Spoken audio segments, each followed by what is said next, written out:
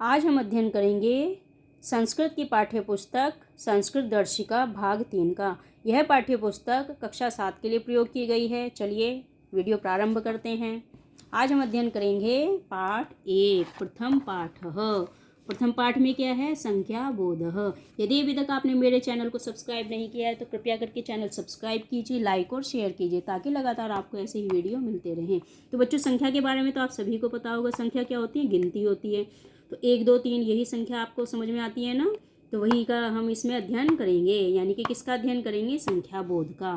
तो देखिए, संख्या का विशेषण के रूप में प्रयोग होता है, यानी कि किसका प्रयोग होता है? विशेषण के। अतः यदि विशेष्य पुल्लिंग है तो संख्यावाची का प्रयोग होगा, पुल्लिंग में ही होगा। यानी कि यदि विशेषण क्या है? पुल्लिंग है तो संख्यावाची का प्रयोग किस में होगा? पुल्लिंग में ही होगा, स्त्रीलिंग में नहीं होगा। यदि विशेष्य स्त्रीलिंग में है तो संख्यावाची शब्द क्या हो जाएंगे? स्त्रीलिंग हो जाएंगे। इसी प्रकार से यदि विशेष्य नपुंसक लिंग है तो संख्या भी नपुंसक लिंग में होगी। यानी कि संस्कृत में क्या होते हैं? 3 लिंग होंगे तो 3 ही उसकी संख्या अलग अलग, पुल्लिंग में अलग होगी, स्त्रीलिंग में अलग होगी और नपुंसक लिंग में अलग होगी। तो समझ में आया संख्यावाची शब्द अलग अलग क्यों हैं? तो अब देखिए, पुल्लिंग में क्या है? एकः, वही स्त्रीलिंग में क्या हो जाएगा? एकाः, और नपुंसक लिंग में एकम। पुल्लिंग में 2, स्त्रीलिंग में द्वे और नपुंसक लिंग में भी द्वे। यहाँ पे त्रिय, पुल्लिंग में त्रिय है, त्रिस्त्रः, त्रीणि नपुंसक लिंग में, चत्वारः पुल्लिंग, चतस्र चत्वारि। तो यहाँ पे क्या है? स्त्रीलिंग और यहाँ पे नपुंसक लिंग। तो समझ में आया?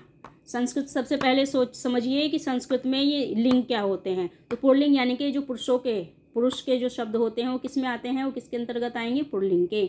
और स्त्रीलिंग के अंतर्गत जो स्त्री शब्द होते हैं, और नपुंसक के अंदर वस्तुलिंग, जो वस्तुएं होती हैं वो सारी नपुंसक लिंग के अंतर्गत आती हैं। तो संस्कृत में 3 लिंग होते हैं। वैसे हिंदी भाषा में 2 लिंग होते हैं, स्त्री और पुरुष, जबकि संस्कृत में 3 लिंग होते हैं। पुल्लिंग अलग होगा, स्त्रीलिंग अलग होगा, नपुंसक लिंग अलग होगा। तो नपुंसक लिंग में जितनी भी वस्तुएं होती हैं वो सारी नपुंसक लिंग में ही आती हैं।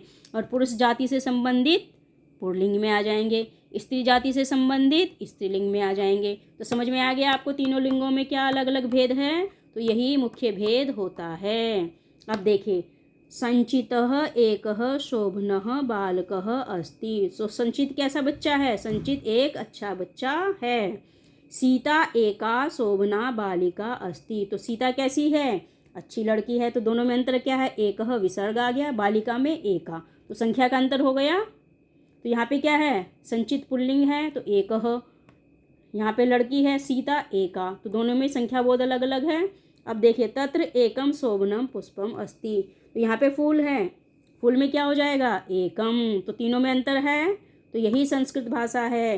3 अलग अलग लिंग के अनुसार एक को 3 तरीके से बोला और लिखा जाएगा।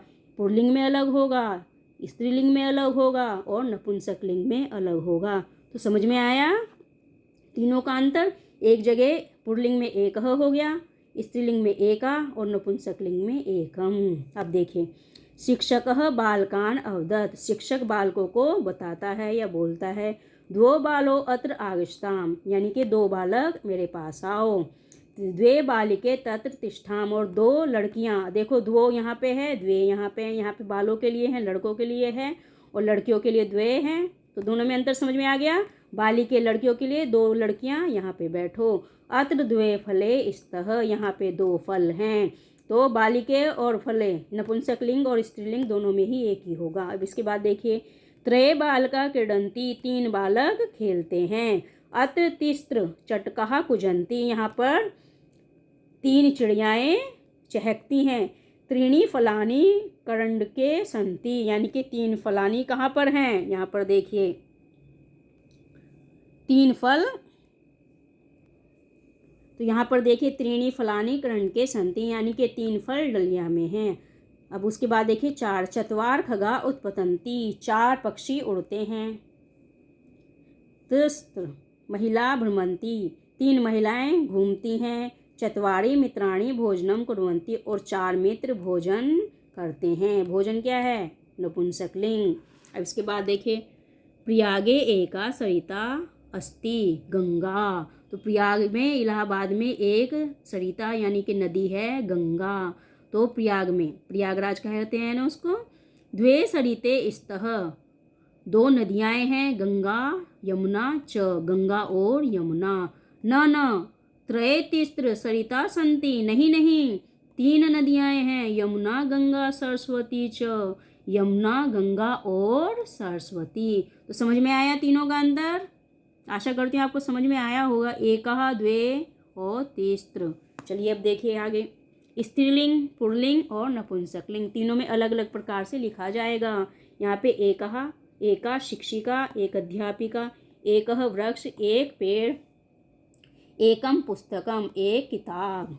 अब देखिए, द्वे शिक्षिके दो शिक्षिकाएं, द्वौ वृक्षो दो पेड़, द्वे पुस्तके दो पुस्तकें। तिस्त्र शिक्षिका तीन शिक्षिकाएं, त्रय वृक्षा तीन पेड़, त्रीणि पुस्तकानि तीन पुस्तकें। इसके बाद देखिए, चतस्त्र शिक्षिका चार शिक्षिकाएं, चत्वारः वृक्षः चार पेड़, और चत्वारि पुस्तकानि चार पुस्तकें। तो अब इसके बाद देखिए, पंच शिक्षिका पांच शिक्षिकाएं, पंच वृक्षः पांच पेड़, पंच पुस्तकानि पांच पुस्तकें। षड् बालिकाः छः लड़कियां, षड् बालकाः छः बालक, षड् फलानि छः फल, सप्त अंगुल्ये सात उंगलियां, सप्त शिशवः सात शिशु, सप्त नक्षत्राणि सात तारे नक्षत्र, अष्टः अंगुल्ये आठ उंगलियां, अष्टः बालाः आठ बालक, अष्टः फलानि आठ फल। अब इसके बाद देखिए, नव बालिकाः नौ बालिकाएं, नव छात्राः नौ छात्र, नव पुष्पाणि नौ पुष्प यानी कि नौ फूल, और 10 बालिकाः और 10 बालिकाएं लड़कियां। तो बच्चों समझ में आया आपको ये? अब ये क्या है? 10 वानराः 10 बंदर, और 10 पत्राणि 10 पत्तियां। तो समझ में आया आपको? गिनतियां भी बता दी गई हैं, और आपको पता चला कि तीनों लिंगों में अलग अलग प्रकार से लिखा जाता है। अब देखिए, इसके जो हैं अभ्यास करेंगे हम। तो सबसे पहले क्या है? लिखितम, उचित विकल्प छित्वा अधोलिखितानां प्रश्नानां उत्तरत, यानी कि उचित विकल्प को चुनिए। तो संचित एकः बालकः अस्ति, शोभनं चतुरः मूर्खः। वहाँ पे क्या था? शोभनः। चत्वार खगा क्या कर रहे हैं? उत्पतन्ति। तो राइट क्या है? उत्पतन्ति। प्रयागे एकः अस्ति, क्या? सरिता नदी है प्रयाग में एक।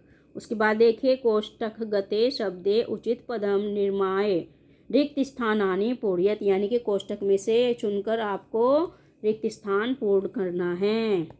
तो वेदाः चत्वारि सन्ति, तो वेद कितने हैं? चत्वारि।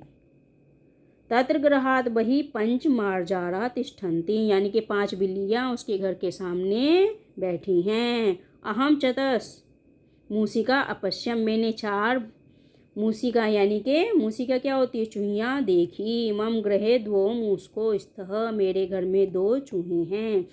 एकस्मिन् सप्ताहे 7 दिनानि भवन्ति, तो एक सप्ताह में कितने दिन होते हैं? 7 दिन होते हैं। अब देखिए आगे की एक्सरसाइज। निम्नलिखितानि वाक्यानि शुद्ध कुरुथम, तो ये क्या है? इनको हमें शुद्ध करना है। एकः पुष्पम वृक्षे अस्ति, तो ये क्या है? यहाँ पे तो पुल्लिंग है, और यहाँ पे पुष्प क्या है? पुष्प है नपुंसक लिंग, तो क्या हो जाएगा? एकम, तो यहाँ हो गया एकम। त्रय चटका उत्पतन्ति, यहाँ पे क्या है? चटका स्त्रीलिंग है, तो ये क्या हो जाएगी? तिस्त्रः। अस्मिन् गृहे चत्वारि सदस्या वसन्ति, तो यहाँ क्या हो जाएगा? चत्वारि नपुंसक लिंग में आता है, चत्वारः। उद्याने चतस्त्र बालका क्रीडन्ति, तो उद्यान में कितने बालक खेल रहे हैं? चत्वार। पुल्लिंग में है ना, तो चत्वार हो जाएगा। द्वे बालको आपणम गच्छत, नपुंसक लिंग भी है और स्त्रीलिंग भी है, और बालक क्या है? बालक है पुल्लिंग, तो यहाँ क्या हो जाएगा? द्वोः विसर्ग के साथ। तो समझ में आया? अब इसके बाद देखिए, संस्कृत भाषाम अनुवादम कुरुत, संस्कृत भाषा में अनुवाद कीजिए। तो ये जो है मैं अगली वीडियो में आपको बताऊंगी। आज तक यहीं तक रहने दीजिए क्योंकि वीडियो जो है बहुत बड़ा हो रहा है। यदि मेरा वीडियो आपको पसंद आए तो लाइक और शेयर कीजिए और चैनल को सब्सक्राइब कीजिए ताकि लगातार आपको ऐसे ही वीडियो मिलते रहें। आशा करती हूँ ये चैप्टर आपको अच्छे से समझ में आ गया होगा।